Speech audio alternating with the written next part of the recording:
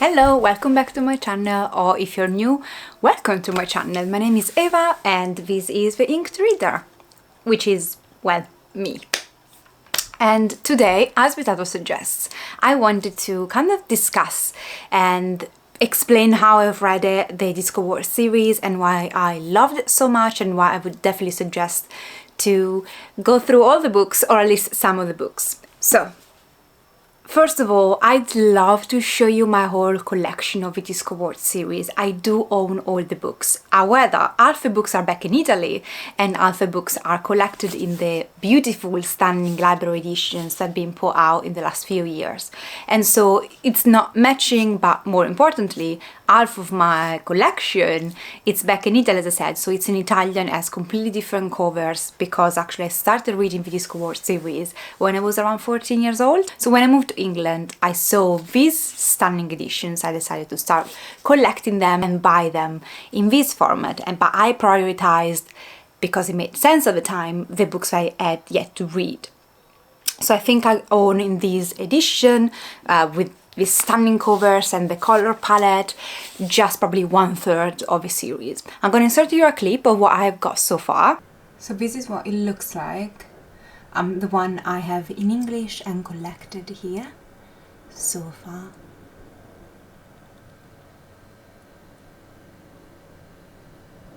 Now, what I'm going to do is that once I've collected them all, in this edition, I'm going to do a proper show and show you all the covers and all the spines. At the moment, as you can see, I probably have just 1/3 of the series.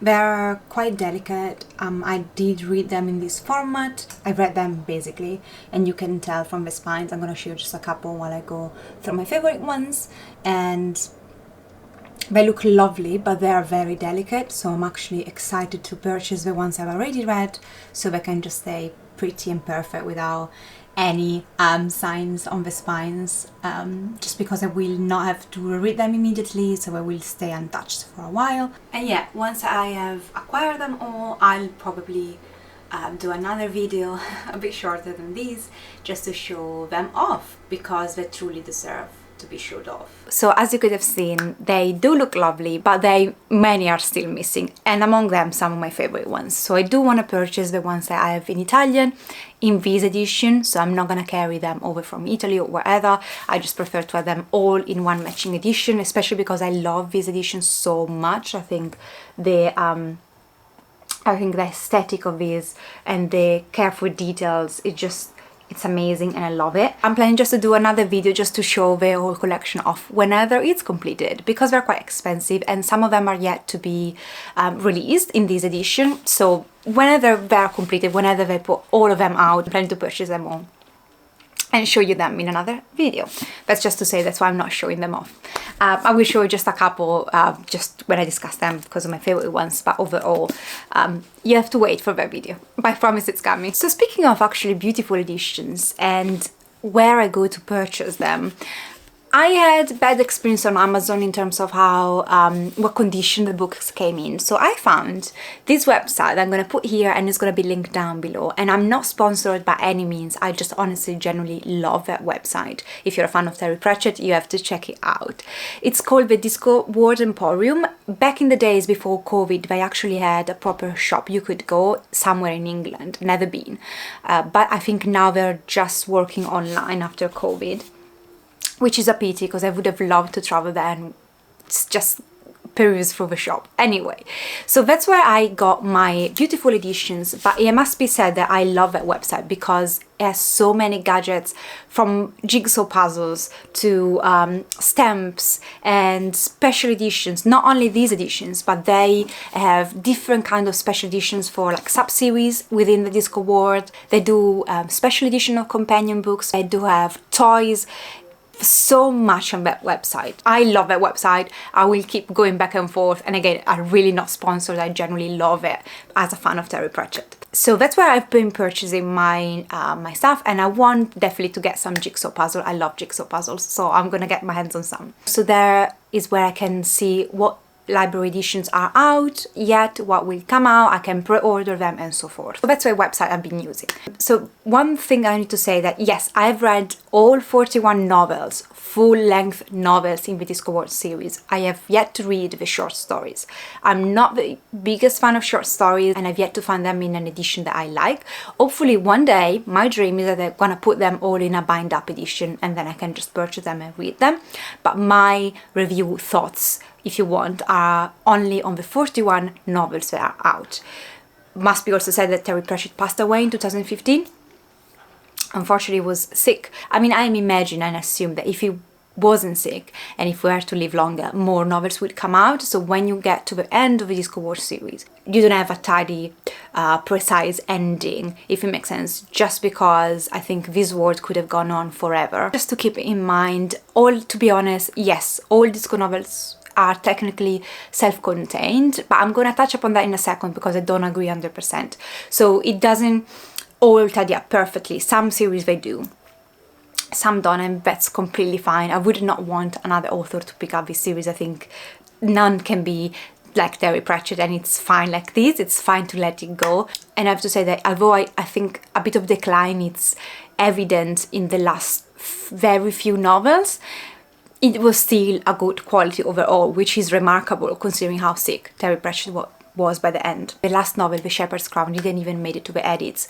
Basically just wrote the first draft or something of the sort, and then they had to put it together after his death. So that was something that touched me because I think there is an afterwards after the last novel explaining these, and it was very emotional if you want. So as I said, I've been reading the DISCOWORLD series since I was 14, and initially I would pick like 1, 2, 3 books a year, no more, and then last year and a couple of years before I decided to read 1 book a month, and that's how I got through them. So last year in December 2021 I finished with The Shepherd's Crown, and it was a journey, and I'm here just to give a bit of a general feedback on it. It wouldn't make sense for me to touch upon all 41 novels.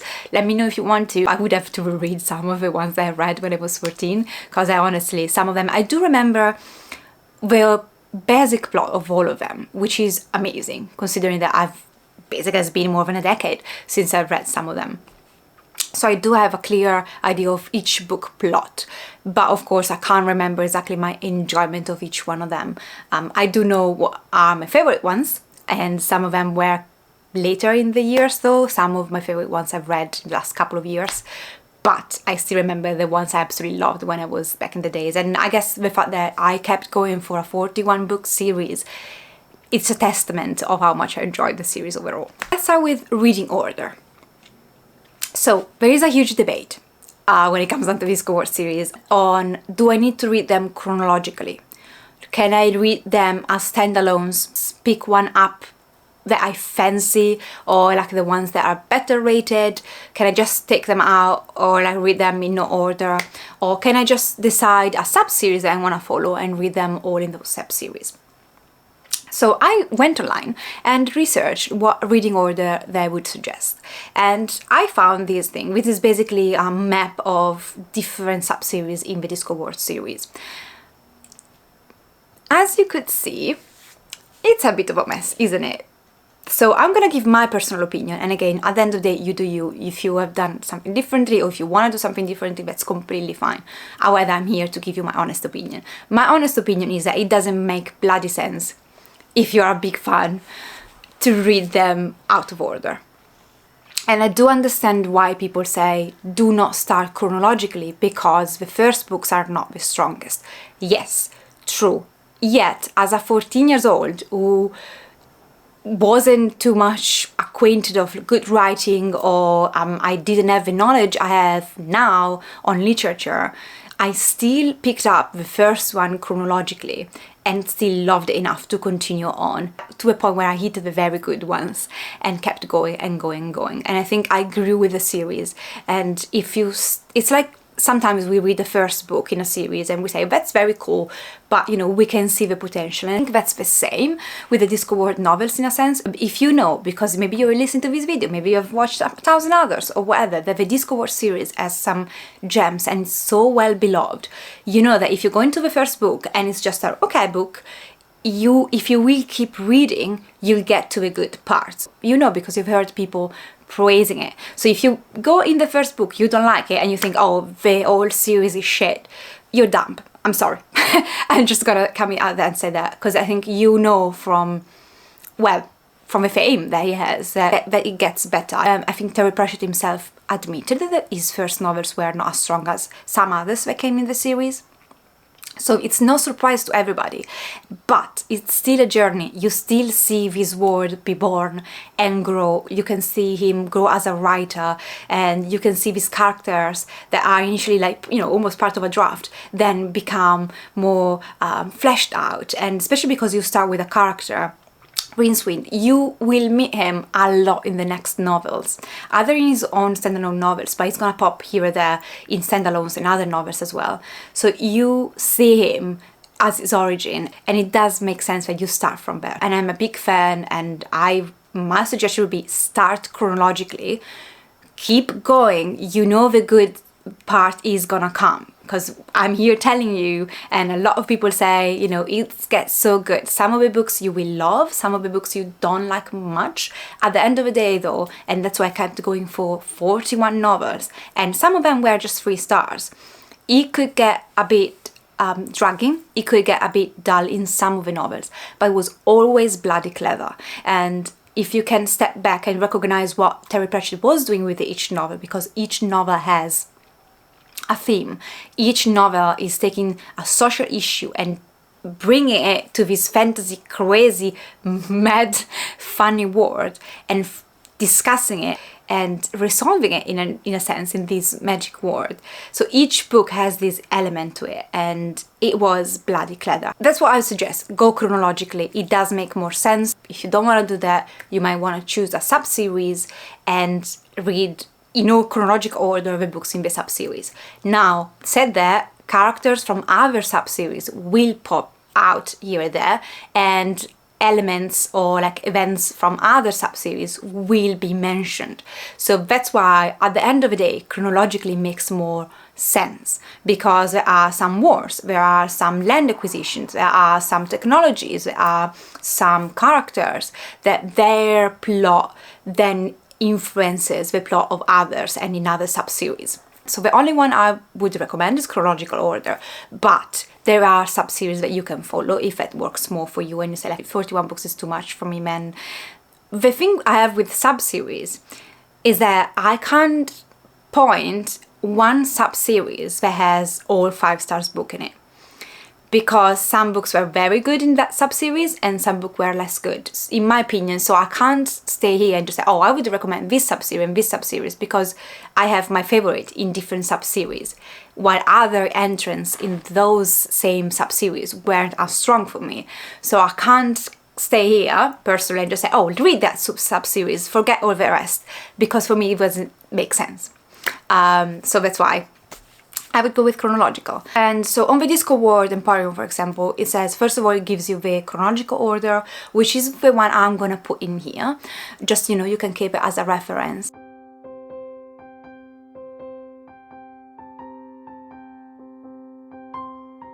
So then they suggest the one book stand. So if you wanna just dip your toes and see if Terry Pratchett is for you, those are the ones that are suggested on the website. I might say that because I'm gonna touch upon my 4 ultimate favorite ones in the series, so if you just wanna try one, or like you're not interested in getting through the series anyway and you want to just literally have a good time for a couple of books, then you can also go with my favorite that are gonna be at the end of this video. The thematic one, then there are thematically ones, so sub-genres, and again you're gonna find them at the bottom or next to me.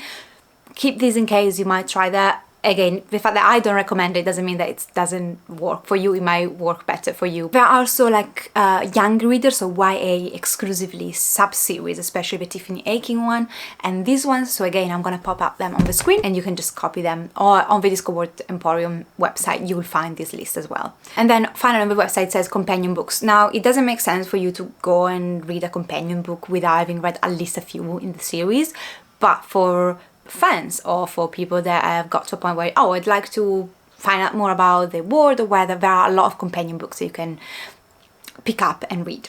and some are very beautifully illustrated.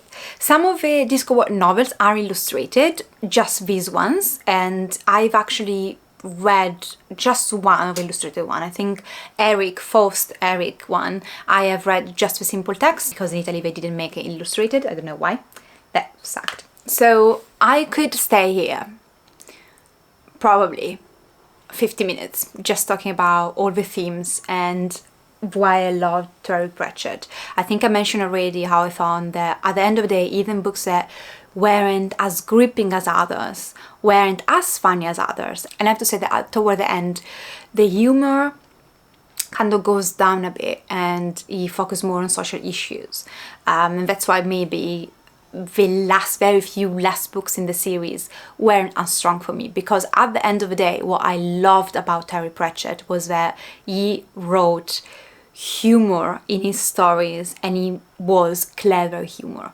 Like, he made me, I had some points that I just was ugly crying, some were just comedy sketches, and I loved them, but some of the times the humor that he uses and the way he writes his stories, it's a very clever humor that makes you open your eyes on issues or made you think. And I thought that was such an awesome skill to have, because it doesn't happen very often that you meet an author that can make you laugh while make you feel like, oh wow, wait, you're actually completely right. And that's why I loved so about Terry Pratchett. Every one of the Discoworld novels has a theme. I can't testify for the first couple because I honestly don't remember much about them, but all the others, at the end of the day, they all had some subtle, sometimes, messages that I loved. Even when I gave it 3 stars, I just thought it's still clever. My 3 stars of a Terry Pratchett book is still a good book, if it makes sense. Just that it had such high points, my favorite ones, that I couldn't help to contrast and compare them. So I gave it 3 stars, but it would still be a very solid 3 stars. It's like a book that I still enjoyed overall. And I think what Terry Pratchett does also, and I loved him for that, is that it's a kind of parody, if you want, of modern society and of fantasy genre, but done with love. And it's not like a parody to dismiss the genre, it's not a parody to make fun of it because there is some hatred or whether. I think it comes from a place of true love for the fantasy genre and true love and passion for themes that of modern society that he wanted to integrate.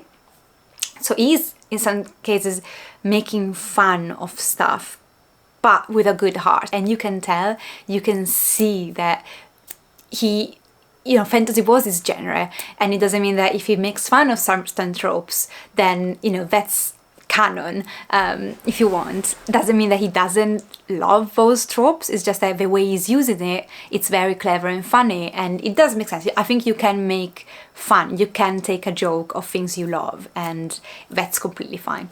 And so that's why at the end of the day, I would recommend it. I think if you are a big fan of fantasy, then Terry Pratchett and the Discoworld series makes a lot of sense. If you are not a fan of fantasy, but you still like funny books and you still like to discuss themes, modern themes and so on, you might not want to read all of the books in the series, but you might still want to try, because you don't have to love fantasy to enjoy the Discoworld series. However, it does help if you love fantasy, because all the tropes that are brought upon and twisted and made a bit fun of by with a good heart, they make more sense if you read fantasy for many years. You will understand the jokes, you will understand the tropes, you will understand what he's doing. I do not believe that it's for absolutely everyone, the whole series. I do believe that some of the gems, even the most famous ones, can literally be for pretty much everyone who loves reading. But I am just saying, if you're not the biggest fantasy fan, and if you maybe you have tried some of his books and they don't work for you, then it doesn't make sense for you to push through the series, because overall it's a very lengthy series and some of the books are less strong plot-wise. So again, I think some of the books you can appreciate if you love Terry Pratchett. but it gets a bit hard to appreciate them all if you're not a big fan, or if Discoworld is just not for you. So just, you know, keep that in mind. I do recognize that my point of view is coming from a big fan of him, and so I'm not objective when it comes down to, oh, read all the books chronologically. You can do, you know, you can just pick a couple up. It wouldn't probably make sense for you to push through all the series otherwise. But if you're a fan, don't stop, because it's a journey and it's all we're gonna get from him. There's nothing else apart from the last book in the Discoworld series, and it's a journey that we'll never regret. I think I had some of the best laughs of my life while reading the Discoworld series, some of the best quotes, and just the admiration that came by reading all the series and understanding what he crafted there. It's an experience and feelings that I would wish on anybody who loves reading. And if you're a bit hesitant picking it up and it's scary or whatever, I can assure you that there is nothing scary about the Discoworld series. It's a series that, because at the same time the plot of each book is contained in one book, it's literally a series that you can take 20 years to read. And that's fine. I can assure you that some of his characters will seep under your skin, and even if you've not read a book in 5 years or like 2 years, you're still gonna remember them. That's just how good these characters are. That's just how good Terry Pratchett was. Finally, I wanted to touch upon my favorite ones, and it's funny because when I went to compile the list, and I've done this on my diary, and again I can't do diary, like I'm not very good at it, so just don't come for me. But basically I was compiling this list of all the novels in chronological order. I think we already got the message that I'm a chronological kind of girl, and I found the 4 favorite ones I have. I think I'm gonna put in order the 4th and 3rd one are in order, but the top 2, my top 2 favorite Discoworld novels ever, I can't choose between them, so don't make me. So I've just came up with 4, which was hard but not that much, because at the end of the day those 4 are the ones that made me laugh, made me feel all the feelings, and the plot for me was the best out of all the others. Which again, they're all good, but those one top of everything else. Before I do that, I need to mention Moving Pictures, which is not, the plot is not my favorite whatsoever. However, in Moving Pictures, I had one of the most, I laughed so much I couldn't breathe. There was one sentence, I'm not gonna spoil it, of course, but there was one part, and I'm just going with an animal, that I was ugly crying for how much I laughed. And so that book sticked with me, because I don't think I've found any other book that made me laugh so much with one single sentence. And it's a silly thing, because it comes probably from a personal experience with the same animal, where it was absolutely awful, so I could relate very much with that character when he went through that experience with the animal, so that's probably something that I might not make you laugh as much, but because of that line, it still kind of became an honorable mention. So number 4, I have Carpe Jugulum. This is the last one in the Witches sub-series, which I did enjoy overall. It's probably among my favorite sub-series if I have to choose, but this was bloody good because, and I think that's why it worked so well, because yes, it's about witches, of course, the witches that you meet in the first book in the sub-series, which is Equal Rites, but it's a parody of Dracula, it's a parody of vampires in a sense, so like it's making it, vampires are in this plot and the witches are against vampires, and it's full of tropes and makes fun of a lot of tropes, and I absolutely loved this so much. I thought it was a great conclusion for a sub-series, probably the best conclusion for a sub-series in the Discoworld world. In my opinion, it was the strongest one. When I went and saw that it was the last one, I was like, oh, okay. I am actually honestly sad, because this was a banger. This was like how you want to finish a sub-series. So number 3, I've got one that could be considered a standalone. However, there is Rincewind in this. So when you saw my initial reading order, Rincewind, this is mentioning that, because Rincewind is not by any means the protagonist, but it's definitely in here. So again, it is considered standalone to a certain degree. This one was so good. Like this is a famous one. But the illustration, if you have to read this, do yourself a favor and pick up this edition, because it's just, between the plot, the characters and the drawings, I had, like, it was mind-blowing. And this is the stories of this bunch of barbarians that wants to go and have a chat with the gods. They have a grudge against the gods. So they're gonna climb a mountain and go, and I think the barbarians, so these ones that you meet in another couple of books, if I'm correct, they are among my favorite characters ever. Like, they are, in a sense, they remind me Kings of the Wild, but as a most recent read. A band of old mercenaries that go back together, and they are ancient. They have all the ailment in the war, so they are coming apart basically, and it's so bloody funny because still they can't stop fighting. It's just, this was amazing, and it's in third place, but again, it's one of my favorite books ever, so that's what third place means.